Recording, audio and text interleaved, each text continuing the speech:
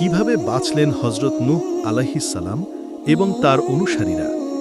চলুন জেনে নিই আজকের এই ঈমান জাগানো গল্পে হযরত নূহ আলাইহিস সালামের দাওয়াত।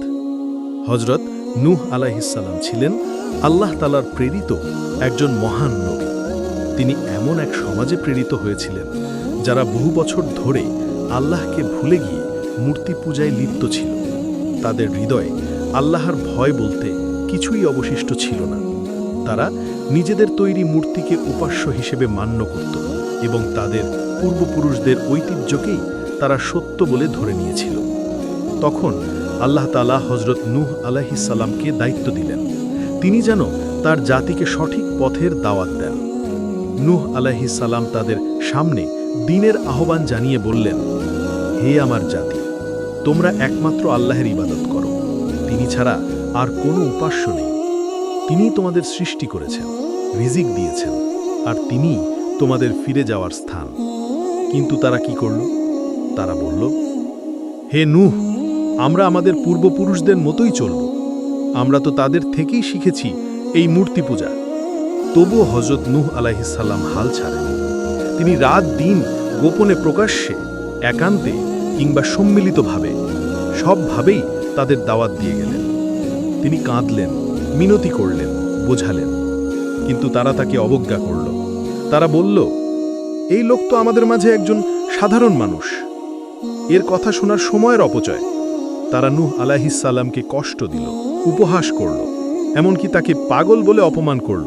তবুও তিনি বললেন, আমি তোমাদের জন্য কেবল একজন সতর্ককারী। আমি চাই তোমরা পরিত্রাণ পাও। শাস্তির ঘোষণা।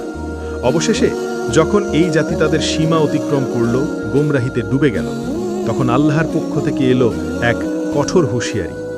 আল্লাহ তাআলা হযরত নূহ আলাইহিস সালামকে আদেশ দিলেন, তুমি একটি নৌকা তৈরি করো আমার দেখানো নিয়মে। এতে তুমিও তোমার অনুসারীরা এবং প্রতিটি প্রাণীর একটি করে জোড়া তুলে নেবে। নূহ আলাইহিস সালাম তখন মরুভূমির মাঝে নৌকা তৈরি শুরু করলেন। তার জাতির লোকেরা হেসে বলল, এই ব্যাকখেল মরুভূমিতে নৌকা বানাচ্ছে, এ আবার কেমন নবী? তারা হাসল, ঠাট্টা করল। কিন্তু নূহ আলাইহিস সালাম জানতেন আল্লাহ যা বলেন তা অটল সত্য। একদিন হঠাৎ আকাশ অন্ধকার হয়ে এলো, গর্জে উঠল মেঘ, ছুটে এলো তীব্র ঝড়। মাটির গভীর থেকেও পানি ফেটে বের হলো। উপর থেকে নিচ পর্যন্ত চতুর্দিকে শুধুই পানি। ঘর বাড়ি, গাছপালা, পশু পাখি সবকিছু তলিয়ে যেতে লাগলো একে একে।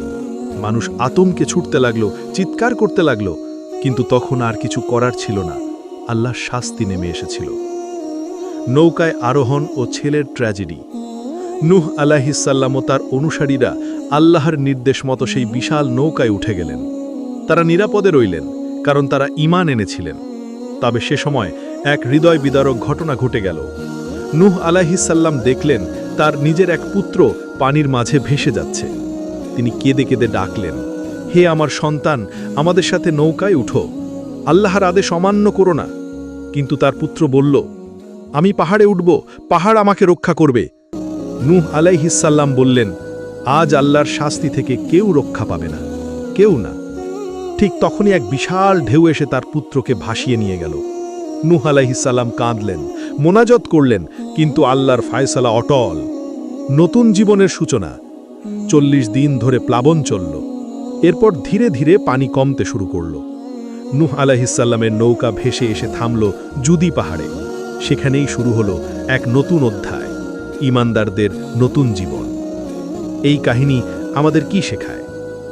যারা আল্লাহর পথে থাকে, তার নির্দেশ মানে, তাদের জন্য রয়েছে পরিত্রাণ, নিরাপত্তা, শান্তি। আর যারা অহংকারে গোমরাহ হয়ে যায়, তাদের জন্য অপেক্ষা করে কঠিন শাস্তি, যেমন হয়েছিল নূহ আলাইহিস সালামের জাতির।